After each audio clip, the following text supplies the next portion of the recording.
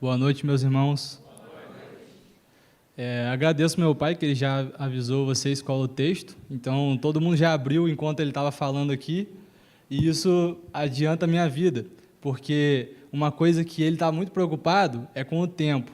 Ele se preocupa com os irmãos, porque o culto de quarta-feira, né, aquela questão do meio da semana, o pessoal talvez está cansado, talvez desatento. Então, ele sempre fala comigo, olha o tempo, não vai passar do tempo.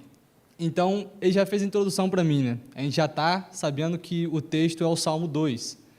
E, falando um pouco sobre esse salmo, antes da gente ler, ele é um salmo muito conhecido, muito importante na narrativa bíblica, e ele é o salmo messiânico, que vai falar da rebelião dos reis da terra contra o Senhor, contra Deus, e que vai apresentar o rei que Deus escolheu, que é a resposta contra essa rebelião. Então, como vocês já abriram, falta eu abrir agora, para nós fazermos a leitura. Vamos ler o texto dessa noite. Diz assim: Por que se amotinam as nações e os povos tramam em vão? Os reis da terra tomam posição e os governantes conspiram unidos contra o Senhor e contra o seu ungido, dizendo: Façamos em pedaços as correntes deles, lancemos de nós as suas algemas. Aqueles que está entronizado nos céus ri, o Senhor põe-se a caçoar deles. Na sua ira os repreende, e no seu furor os aterroriza, dizendo: Eu mesmo estabeleci o meu rei em Sião, no meu santo monte. Proclamarei o decreto do Senhor. Ele me disse: Você é meu filho, eu hoje o gerei. Peça-me e eu lhe darei as nações como herança, e os confins da terra como sua propriedade. Você as quebrará com vara de ferro, e as despedaçará como um vaso de barro. Por isso, ó reis, sejam prudentes, aceitem a advertência, autoridades da terra. Sirvam ao Senhor com temor, exultem com tremor, beijem o filho, para que ele não se ire, e vocês não sejam destruídos pelo caminho, pois em um instante acende-se a sua ira. Bem-aventurados todos os que nele se refugiam. Amém, meus irmãos? Esse salmo, ele pode ser dividido da seguinte forma: os assuntos dos versículos, eles podem ser agrupados em assuntos de 3 versículos cada, e nós temos, então, uma possível divisão de 4 partes. Essas partes vão nos mostrar, primeiro, nos versos 1 a 3, as nações e os reis conspirando contra o Senhor, como nós lemos. E aí, dos versos 4 a 6, nós vemos como Deus é soberano sobre essa rebelião, como Deus vai se mostrar poderoso e que nada pode frustrar a sua vontade. E então, nos versos 7 a 9, nós vemos o Filho de Deus triunfando e reinando sobre essas nações que queriam rebelar-se contra ele. E aí, por fim, nós vamos ver uma advertência, uma exortação para que os homens se refugiem em Deus, para que os homens adorem ao Senhor. E nós podemos entender que esse texto está dizendo claramente que Deus já estabeleceu o seu rei. Nós devemos abandonar a rebelião e nos rendermos a ele. E o Salmo 2, ele não traz explicitamente a autoria dele, quem escreveu, quem foi o autor que escreveu esse salmo. Mas, por exemplo, você pode olhar na sua Bíblia que os salmos geralmente trazem, antes de começar os versículos, quem foi o autor, qual foi a situação em que ele foi escrito. Por exemplo, no Salmo 3 nós lemos que foi escrito por Davi, quando ele estava fugindo de Absalão, mas nesse Salmo 2 não, a gente não tem a autoria. Porém, lendo mais as Escrituras, a gente vai ver em Atos, que quando Pedro está fazendo o seu discurso, ele cita esse salmo e ele diz que ele foi escrito pelo rei Davi. Então, aqui é uma informação muito importante, que nós temos com relação a outra parte da Escritura. E essa informação é importante para nós nos situarmos na época que isso foi escrito, para quem que foi escrito. E isso vai nos mostrar que o Salmo foi escrito no período da monarquia de Israel. E o texto fala de reis, né? Então a gente já fica aqui ligado. E, à primeira vista, talvez numa leitura mais descuidada, ou até na minha própria leitura, eu confesso, a gente pode ler esse salmo achando que se trata de um conflito político, onde as nações do mundo estão contra o rei Davi, um conflito entre gentios e israelitas. Só que a Bíblia não deixa essa interpretação. Ela revela, na verdade, que isso é muito mais profundo do que simplesmente um conflito político, do que simplesmente um conflito de nações. Existe algo maior acontecendo aqui. Isso porque, e aí já é outra informação importante, o Salmo 2 e o Salmo 1, eles são salmos que iniciam o livro de Salmos, e eles não estão aqui por acaso. Eles não estão um seguido do outro e antes de todos os demais por acaso. O Salmo 1 e o Salmo 2, eles têm assuntos que vão se perpetuar por todos os demais salmos sequentes. E nós devemos ler o Salmo 2 entendendo ele a partir do Salmo 1. Os assuntos se complementam, os assuntos estão relacionados. E o Salmo 1, ele vai preparar o nosso coração, então. Ele vai deixar claro, existem dois caminhos. E não é sobre ser israelita ou sobre ser gentio. É sobre a sua posição diante de Deus. Porque o Salmo 1 vai dizer, né, que Deus conhece o caminho do justo, mas o caminho dos ímpios leva à destruição. E aí você tem agora um Salmo de número 2, falando sobre a destruição que virá sobre os reis da terra, e um chamado a se refugiar no Senhor. Ou seja, é um conflito espiritual, é um conflito onde há a rebeldia da humanidade contra Deus. É disso que esse salmo está falando. Nós percebemos que os homens, o coração humano está sendo revelado nesse salmo. E os homens dizem, não queremos o governo de Deus sobre nós. Não é um conflito externo, é um conflito espiritual que atravessa gerações. O Salmo 2 está falando não apenas de Israel, ele está falando de todos os homens, ele está falando de mim e ele está falando de você. Então eu convido vocês a entrarmos nesse salmo e compreendermos o que ele está dizendo e quais as aplicações que nós temos nele para as nossas vidas.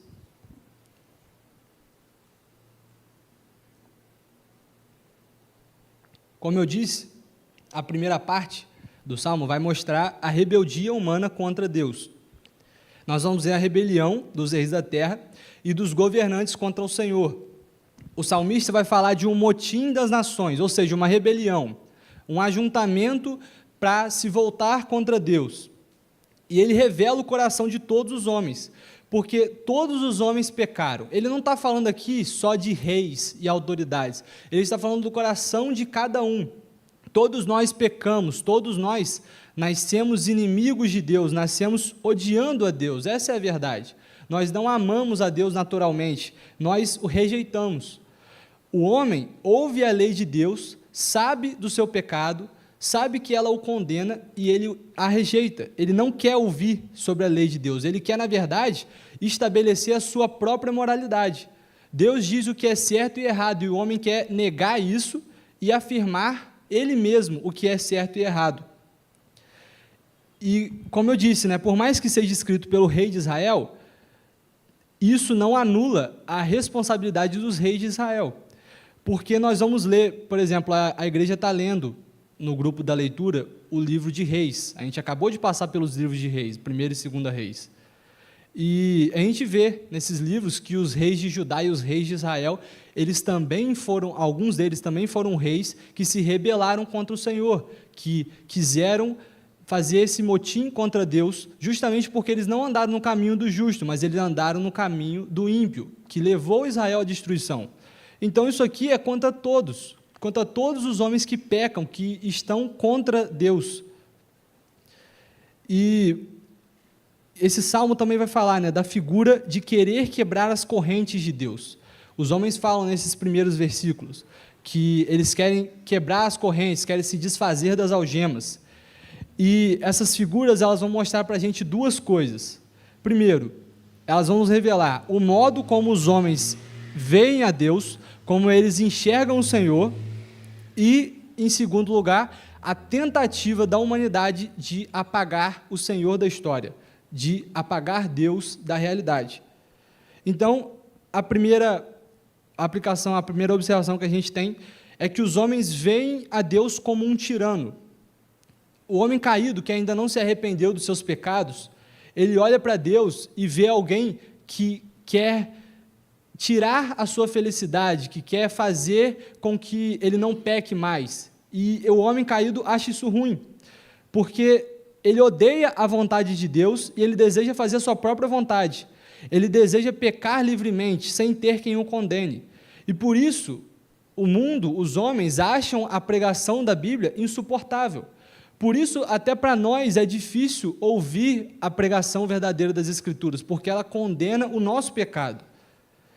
E tudo o que os homens querem fazer é ser livres, eles querem ser livres de Deus, eles querem poder cometer o pecado, poder cometer as maldades, sem ter quem os condene.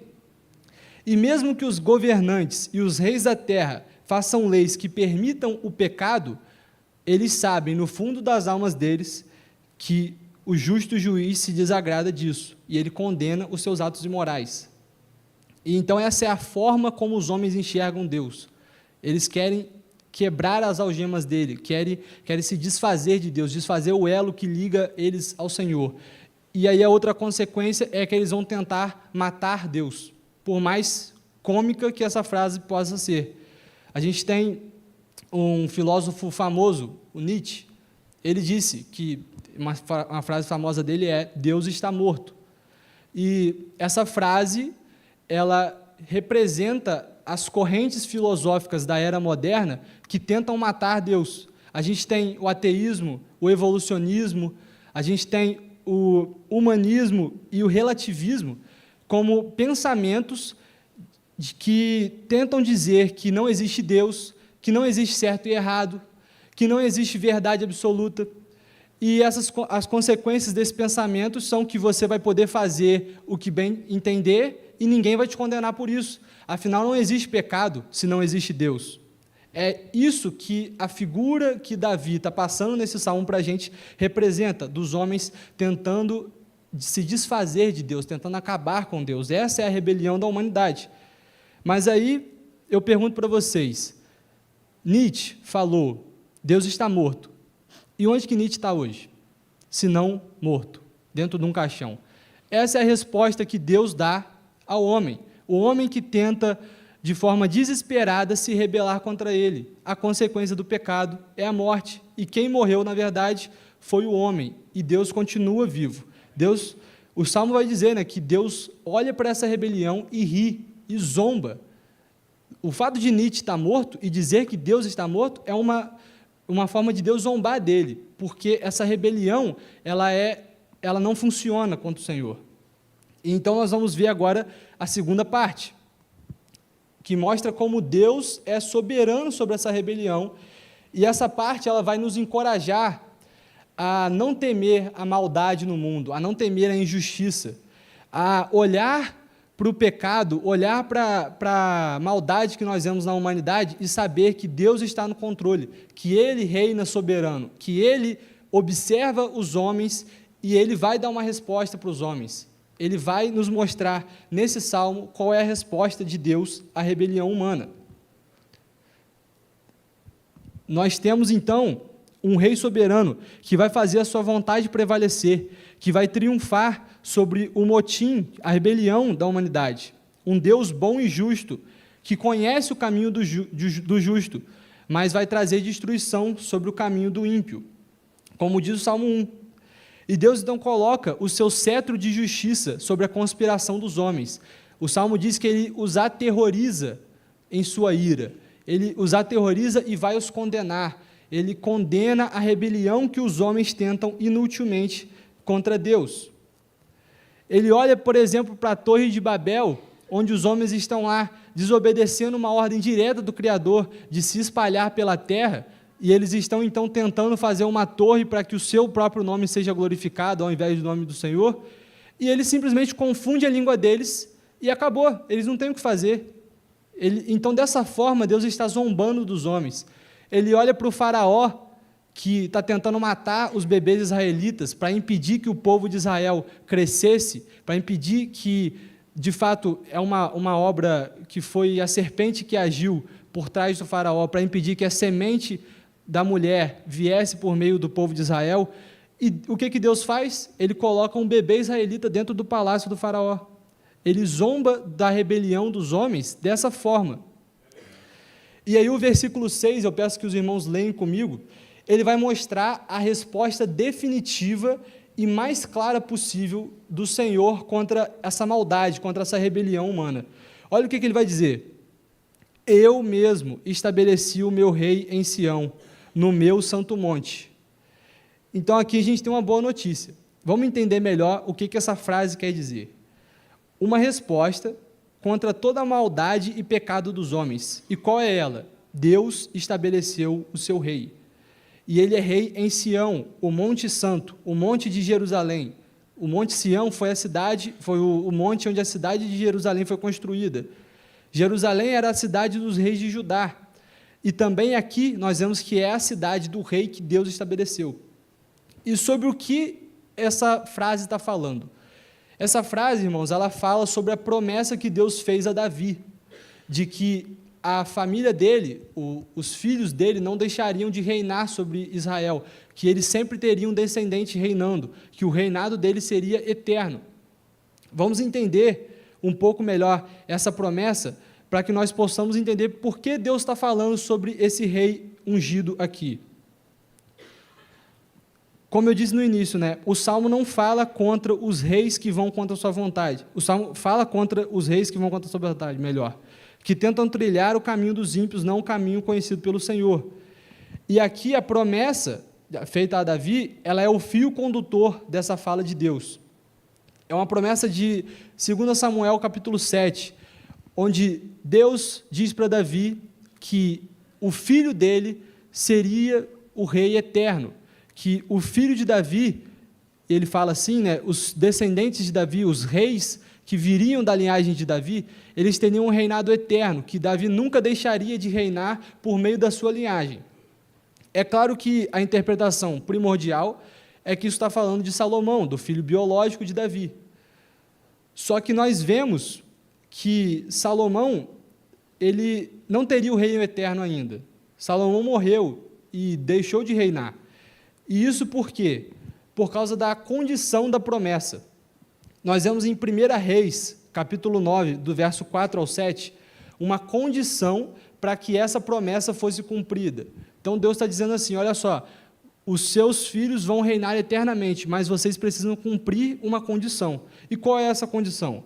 Deus vai dizer para Salomão: se você andar segundo a minha vontade, com integridade de coração e com retidão, como fez o seu pai Davi, se fizer tudo o que eu lhe ordeno, obedecendo aos meus decretos e às minhas ordenanças, eu firmarei para sempre sobre Israel o seu trono, conforme prometia Davi, seu pai, quando lhe disse: você nunca deixará de ter um descendente para governar Israel.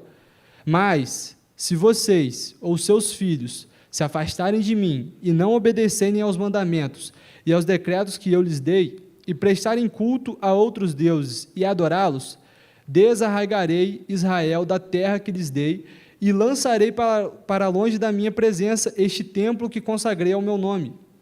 Israel se tornará então motivo de zombaria entre todos os povos.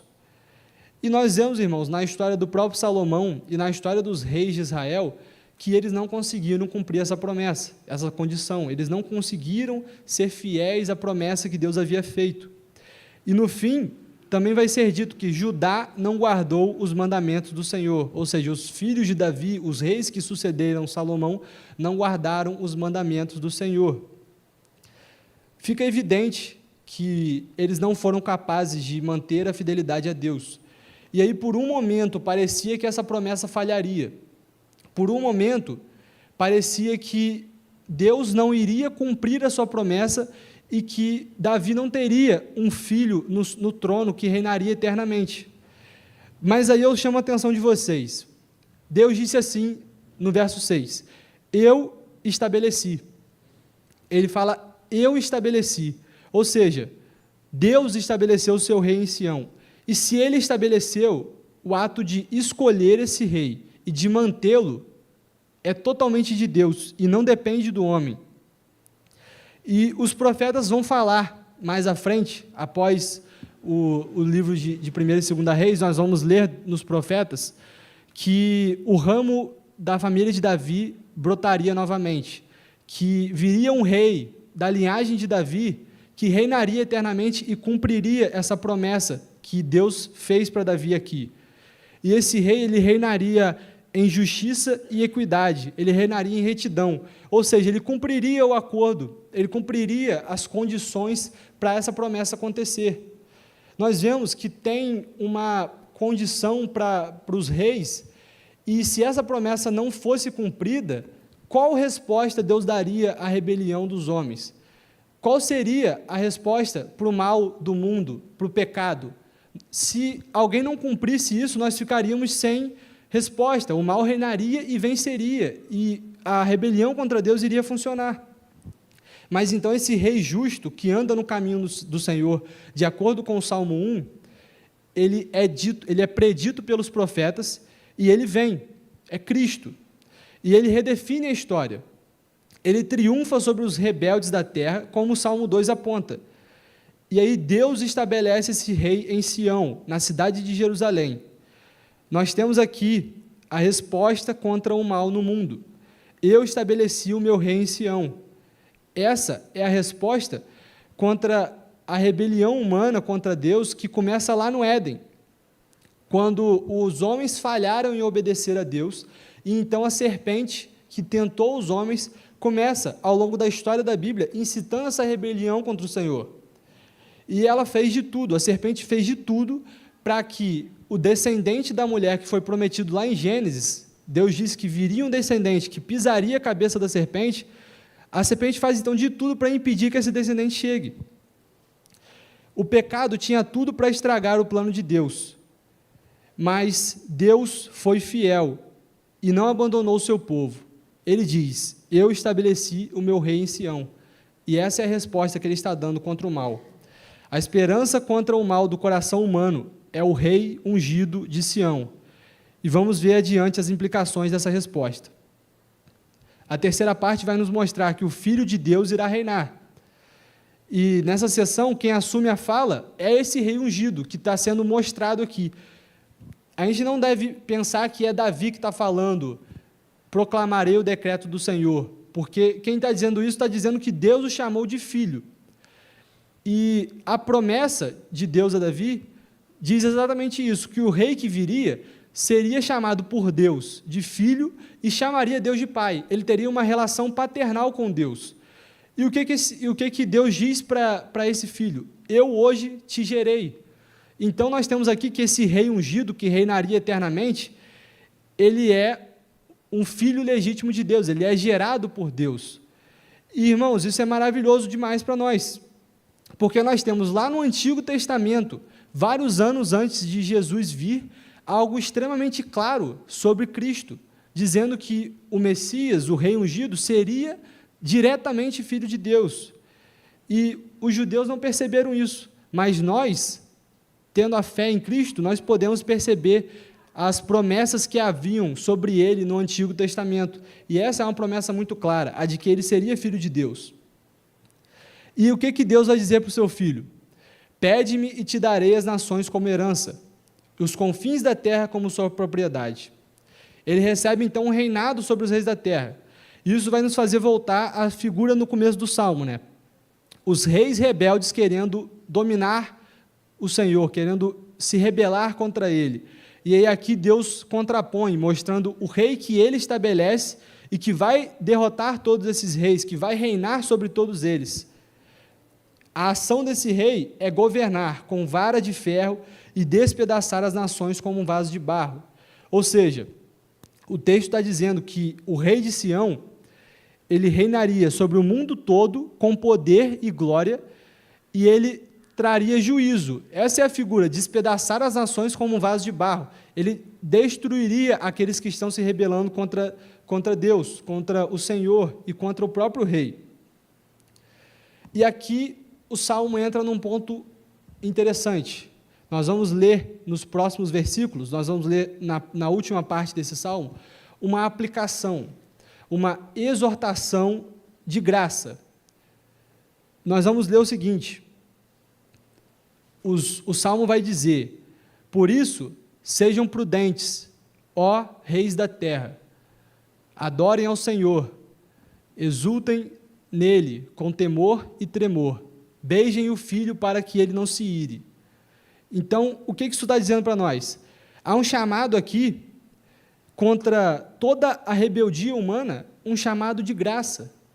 Deus está olhando para os reis da terra e para as nações que estão se rebelando contra ele, que querem matá-lo, que querem destruí-lo, e ele diz para eles: adorem ao Senhor, sejam prudentes, adorem ao Senhor e beijem o Filho, ou seja, se refugiem em Deus.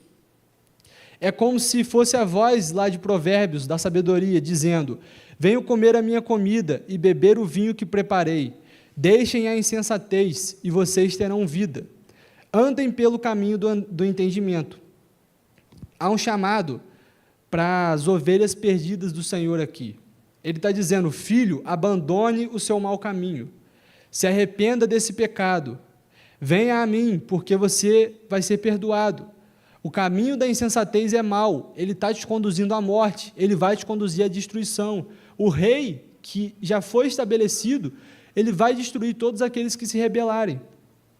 Mas há uma oferta de perdão, há uma oferta de salvação, há um convite: adorem ao Senhor, exultem nele. Ou seja, vejam, o Salmo está dizendo para os rebeldes contra Deus que eles devem adorar o Senhor e ter alegria nele. Só que isso requer humilhação. A primeira implicação para esse chamado é isso. Os homens deveriam se humilhar. Os homens rebeldes contra Deus devem se humilhar. Nós que estamos ouvindo esse salmo, que é um salmo que é dito para todos os homens, devemos ter isso em mente, que Cristo vem como um general que cerca a cidade dos homens e eles não podem fazer nada. Ele tem suas armas apontadas para eles e ele vai destruir a cidade. Ele vai vir com juízo, ele vai condenar o pecado. Mas, ao invés de simplesmente condenar o pecado, ele oferece uma proposta de perdão. Ele oferece uma salvação a esses homens. E ele diz para eles, não como um rei mau que quer simplesmente escravizar os homens, ele diz para eles: façam parte do meu reino, adorem ao Senhor e tenham alegria nele. É um chamado para servir ao Senhor, para se submeter e se alegrar nele. E então a advertência culmina numa aplicação final: beijem o Filho. O Salmo nos adverte a beijar o Filho, e pelo contexto a gente vai ver que está falando exatamente sobre o Rei ungido de Deus, que é Filho de Deus, está falando sobre Cristo. E como vimos, os homens então têm essa oportunidade de graça e perdão, uma graça que vem por meio do Filho. E por isso o Salmo termina com: felizes os que nele se refugiam. E é interessante vocês perceberem que ele ecoa as palavras do Salmo 1, onde ele diz que feliz é aquele que anda no caminho do justo. E felizes os que nele se refugiam, porque o próprio Rei ungido que Deus estabeleceu em Sião andou no caminho do justo. E ele nos concede perdão e misericórdia por meio dos méritos dele. Então o Salmo está dizendo: beijem o Filho, para que ele não se ire, e vocês não sejam destruídos de repente. Irmãos, vocês podem pensar que, por estarem na igreja já, cultuando a Deus, lendo a sua palavra, orando a Ele, vocês podem pensar: nós já estamos em Cristo, nós não precisamos mais ouvir essa exortação, nós não precisamos ouvir que devemos beijar o Filho, porque nós já beijamos o Filho, né? Nós já o amamos, nós já o adoramos.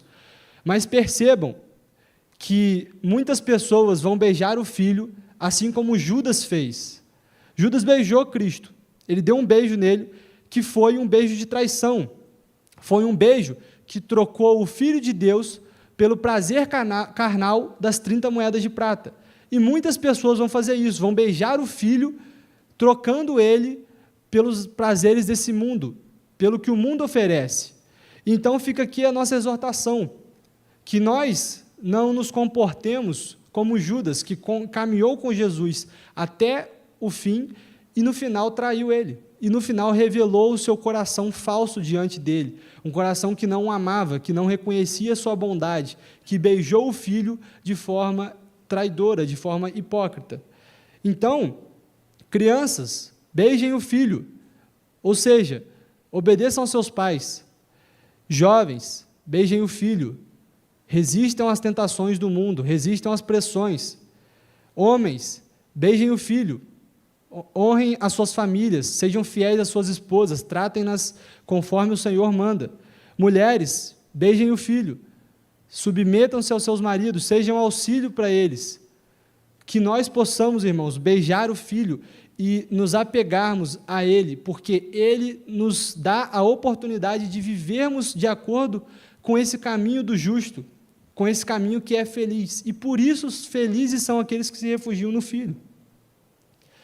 A promessa feita a Davi culmina na vinda do grande rei, do ungido do Senhor, que, como eu já disse, e está bem claro aqui, é Cristo.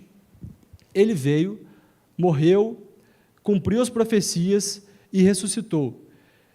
E Cristo recebeu toda a autoridade nos céus e na terra. Ele conquistou o seu trono de rei, e hoje ele reina eternamente. Ou seja, ele é o rei que foi estabelecido, e ele vai destruir todas as nações que se rebelam contra ele. E o Salmo diz, que beijem o filho para que ele não se ire, porque num instante acende-se a sua ira. Algumas versões vão dizer, brevemente acende-se a sua ira. Ou seja, ele virá, brevemente, ele chegará com ira contra o pecado, com ira contra a injustiça, contra a inimizade que os homens têm contra Deus. E ele virá trazer juízo.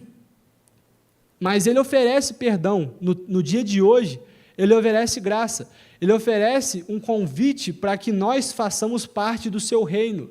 E se você já faz parte do reino, se você já aceitou esse convite, você deve então continuar, você deve ser encorajado por essa palavra e crer em Cristo, se apegar a Ele, não tirar Cristo de vista e servi-lo com ainda mais dedicação.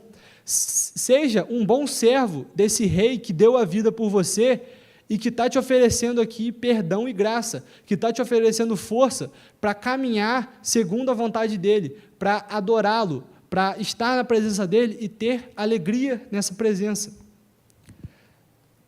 Então, irmãos, para concluir, eu gostaria de ler as palavras do profeta Isaías, que diz assim: venham, todos vocês que estão com sede, venham às águas, e vocês que não possuem dinheiro algum, venham, comprem e comam. Venham, comprem vinho e leite sem dinheiro e sem custo. Por que gastar dinheiro naquilo que não é pão, e o seu trabalho árduo naquilo que não satisfaz? Escutem-me e comam o que é bom, e a alma de vocês se deliciará na mais fina refeição. Deem ouvidos e venham a mim, ouçam-me, para que sua alma viva. Farei uma aliança eterna com vocês, minha fidelidade, prometida a Davi. Vejam, eu o fiz uma testemunha aos povos, um líder e governante dos povos. Com certeza você convocará nações que não conhece, e nações que não o conhecem se apressarão até você, por causa do Senhor, o seu Deus, o Santo de Israel, pois ele lhe concedeu esplendor. Busquem o Senhor enquanto se pode achá-lo, clamem por ele enquanto está perto. Que o ímpio abandone o seu caminho, e o homem mau os seus pensamentos. Volte-se ele para o Senhor, que terá misericórdia dele. Volte-se para o nosso Deus, pois ele perdoará de bom grado. Então, sejam prudentes, refugiem-se no Rei ungido de Deus.